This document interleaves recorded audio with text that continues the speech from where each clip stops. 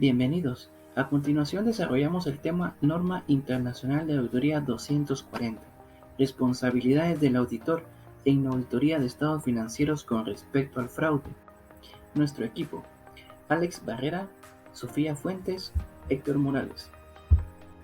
El alcance de la Norma Internacional de Auditoría 240 trata acerca de las responsabilidades que tiene el auditor con respecto al fraude en la auditoría de estados financieros, en relación con los riesgos de incorrección material debida a fraude.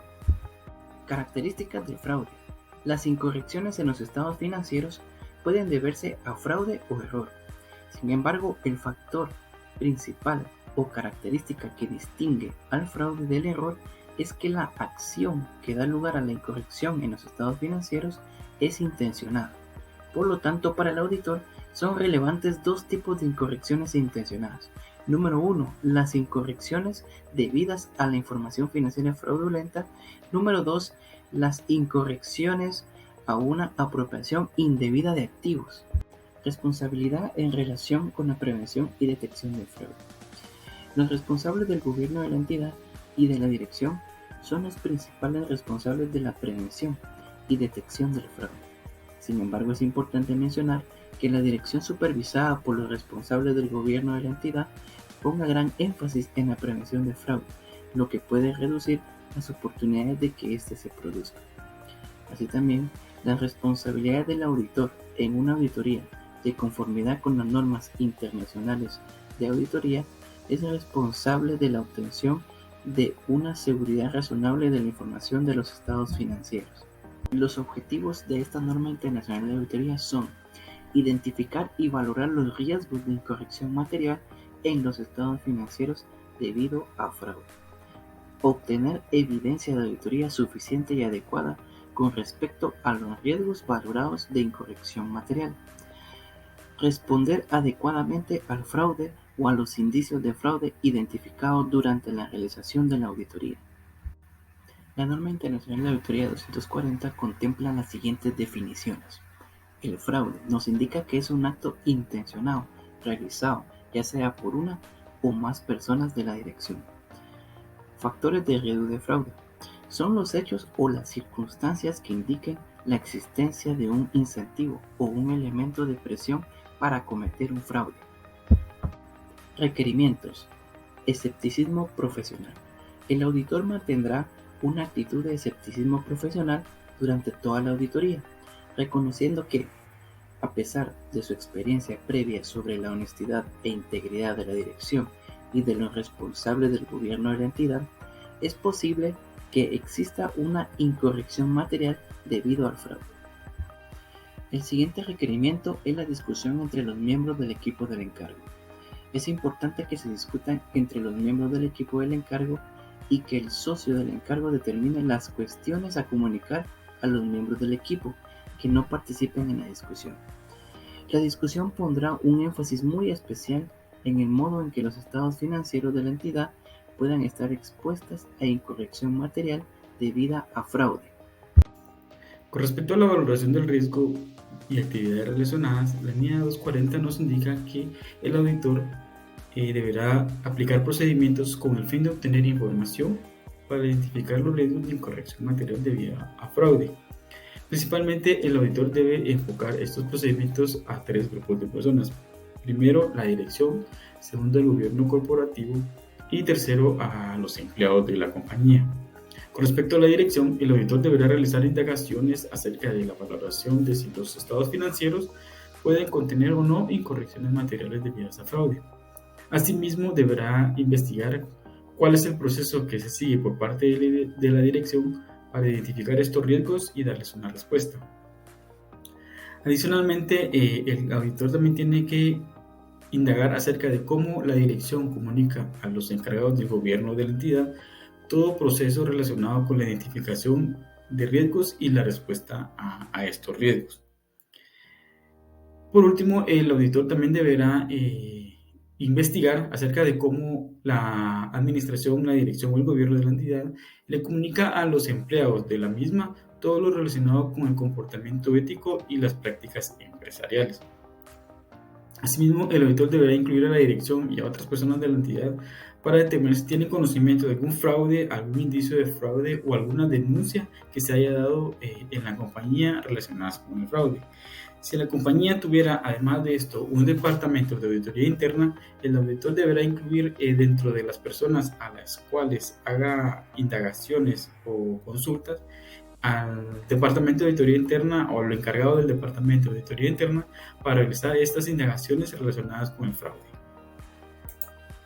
Asimismo, el auditor debe tener información de cómo los responsables del gobierno de la entidad realizan la supervisión de los procesos que se han destinado a la identificación y respuesta de los riesgos de fraude, así como el control interno relacionado con estas actividades. Una parte importante para considerar es que con el fin de corroborar información proporcionada por la dirección, el auditor deberá consultar con los encargados del gobierno de la entidad acerca de su conocimiento de algún fraude surgido en la empresa. Adicionalmente, el auditor deberá identificar relaciones inusuales o inesperadas, esto mediante la aplicación de procedimientos analíticos. Como un ejemplo, la norma nos da la aplicación de procedimientos analíticos en el área de ingresos, puesto que cualquier tendencia poco inusual podría ser un indicativo de algún error o fraude que pueda estar sucediendo en la compañía. Adicionalmente, el auditor deberá estar atento a cualquier otra información que le pueda dar una pauta de cualquier indicio de fraude, como por ejemplo las discusiones llevadas a cabo por su equipo de trabajo en el transcurso de la auditoría podrían dar una luz de algún indicio de fraude. Asimismo, debe estar atento a cualquier información que reciba mediante su proceso de aceptación y continuidad de la auditoría o información que obtenga a través de otros encargos que haya llevado a cabo para la misma entidad. Como parte de la evaluación de los factores de riesgo de fraude, la norma nos indica que el auditor deberá evaluar si la información obtenida mediante sus procedimientos de valoración del riesgo pueden darle un indicativo de la presencia de algún riesgo de fraude. Normalmente, el hecho de que los fraudes sean muy bien ocultados por parte de las personas que los cometen puede hacer que su detección sea bastante difícil. Sin embargo, existen algunos factores que pueden dar indicativos de que pudieran estar siendo cometidos dentro de la entidad. Como por ejemplo, la norma nos provee de 3 factores importantes, siendo estos los siguientes. La necesidad de satisfacer expectativas de terceros para obtener fondos propios adicionales. Esto puede suponer una presión para cometer un fraude. Es decir, puede ser que por parte de la dirección las metas establecidas a la gerencia sean muy altas y exigentes, por lo cual esto se convertiría en una presión para la dirección, por lo cual podría ser un indicador de riesgo de fraude. Asimismo, la concesión de primas significativas si se alcanzan objetivos de beneficios poco realistas, como por ejemplo, que la compañía tenga la política de pagar bonificaciones o primas por conseguir determinados resultados durante el año. Esto sería un motivador para la gerencia de obtener este beneficio y por lo tanto un factor de riesgo. Por último, la norma nos indica que otro factor puede ser un entorno de control poco eficaz, ya que la o las personas, al identificar fallas en el control interno, podrían aprovecharse de ellas para cometer fraudes. La norma nos presenta 3 condiciones que normalmente están presentes al momento de cometerse un fraude. Estas condiciones normalmente son llamadas o son conocidas como el triángulo de fraude. Como primera condición, está la existencia de un incentivo de presión, que como lo mencionamos anteriormente, se da cuando la persona que comete el fraude está sometido a exigencias demasiado altas, lo cual conlleva que ésta busque la forma de cumplirlas y al no lograrlo, opte por cumplirlas por otros medios. Seguidamente, otra de las condiciones que menciona la norma es la percepción de una oportunidad para cometer el fraude. Normalmente esto se da cuando el control interno implementado por la compañía es demasiado débil o no se le da el seguimiento necesario para que éste cumpla su función. En este caso, la persona puede aprovecharse de esa debilidad, lo cual le llevará a cometer el fraude. Por último, la norma nos menciona la capacidad de racionalizar la acción fraudulenta, lo cual va de la mano con el punto anterior, ya que al detectar la oportunidad, la persona va a concluir que tiene la capacidad de cometer dicho ilícito y procederá a realizarlo. La NIA 240 nos indica que el auditor debe evaluar y valorar los riesgos de incorrección material debido a fraude tanto en los estados financieros como en las afirmaciones. Como parte de la identificación del riesgo, la norma nos indica que el auditor debe presumir la existencia de un riesgo de fraude en el reconocimiento de los ingresos de la compañía, es decir, este pasaría a ser un riesgo inherente de los estados financieros.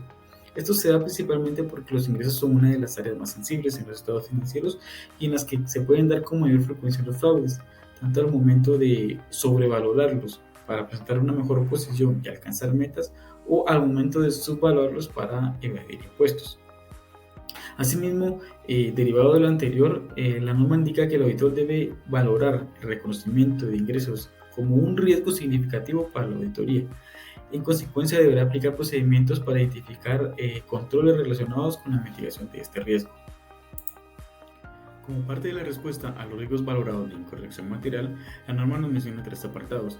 El primero son las respuestas globales, en las cuales se incluye la asignación de personal calificado, es decir, incorporar al equipo de trabajo personas con experiencia y bien calificados, así como expertos legales y en tecnología de información para apoyar en áreas complejas. Asimismo, se menciona la evaluación de las políticas contables y la aplicación de un elemento de imprevisibilidad en los procedimientos a aplicarse. Esto debido a que las personas pueden estar ya familiarizados con ciertos procedimientos de auditoría, por lo cual podrían aprovecharse de eso para ocultar fraudes. Como ejemplo, se podría mencionar la aplicación de procedimientos de auditoría a diversas ubicaciones sin previo aviso. Asimismo, la norma menciona los procedimientos de auditoría en respuesta a los riesgos valorados de incorrección material debido a fraude en las afirmaciones.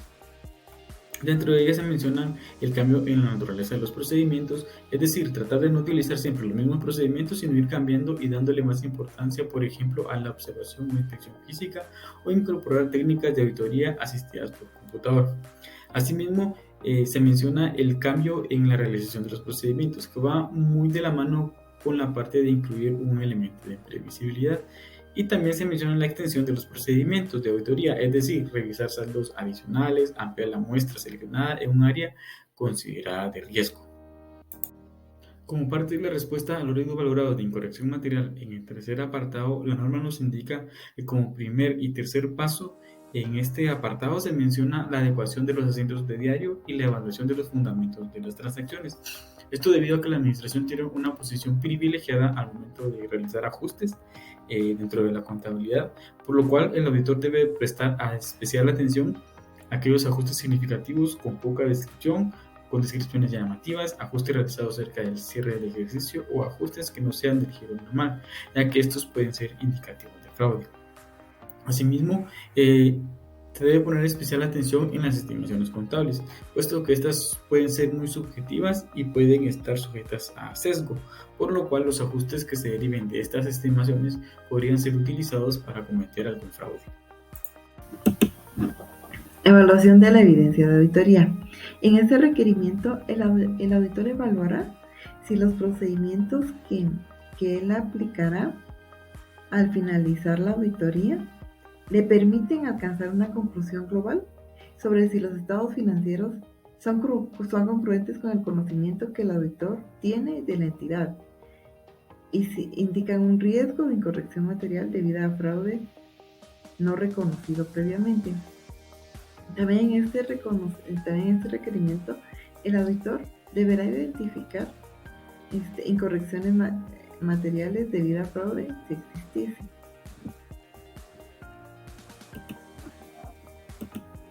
Imposibilidad del auditor para continuar con el encargo. En este requerimiento pasa de que cuando el auditor encuentra incorrecciones materiales debido a fraude o error, le empiezan a poner limitantes para continuar con el trabajo de auditoría, ¿verdad? Entonces el auditor deberá hacer lo siguiente: considerará si procede renunciar al encargo, si las disposiciones legales o reglamentarias así lo permiten, y si renuncia, el auditor discutirá con el nivel adecuado a la dirección y a los responsables del gobierno de la entidad la renuncia al encargo y los motivos de dicha renuncia. Y también determinará si existe algún requerimiento profesional o legal que exija que el auditor informe de su renuncia al encargo.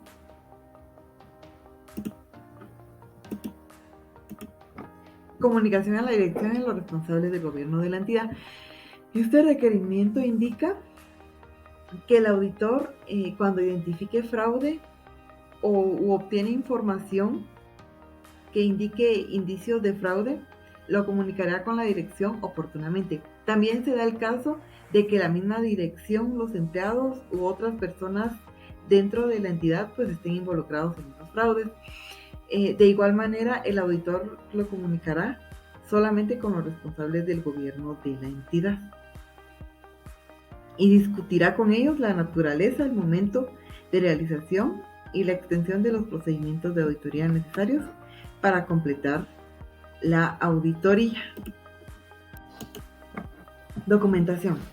En este requerimiento, el auditor debe de incluir todo lo relacionado a lo que él encontró de fraude, como por ejemplo las decisiones significativas que se hayan tomado durante la discusión mantenida entre los miembros del equipo del encargo en relación con la probabilidad de incorrección material en los estados financieros, y también los riesgos identificados y valorados de incorrección material debida a fraude en los estados financieros y en las afirmaciones.